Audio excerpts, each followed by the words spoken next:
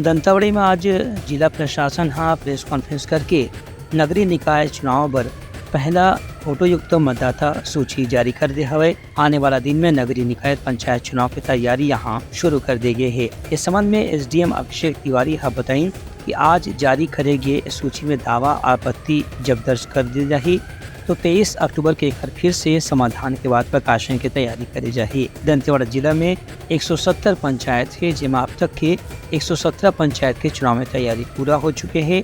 वहीं बाकी पंचायत के परिसीमन के काम अभी चलत है। परिसीमन के बाद यहाँ भी अलग से चुनाव की व्यवस्था करी जाही। हमारे जो चुनाव आगामी दिवस में है, जिसमें नगरीय निकाय के चुनाव है और पंचायतों के चुनाव है, तो आज नगरीय निकाय के अंतर्गत प्रारंभिक प्रकाशन किया जा रहा है, जिसका दिनांक 16/10/2024 को नगरीय निकायों का प्रारंभिक प्रकाशन हो रहा है। और साथ ही साथ इसमें दावा आपत्ति आज से ही लेना प्रारंभ की जाएगी, जो कि 22/11/2029 तक ली जाएगी।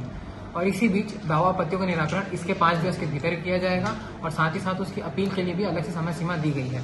और अंतिम प्रकाशन जिसका 22/11/2029 को किया जाना है, जिसमें वर्तमान में अभी हमारे यहाँ 46,499 मतदाता हैं। ब्यूरो रिपोर्ट उतलंघा न्यूज।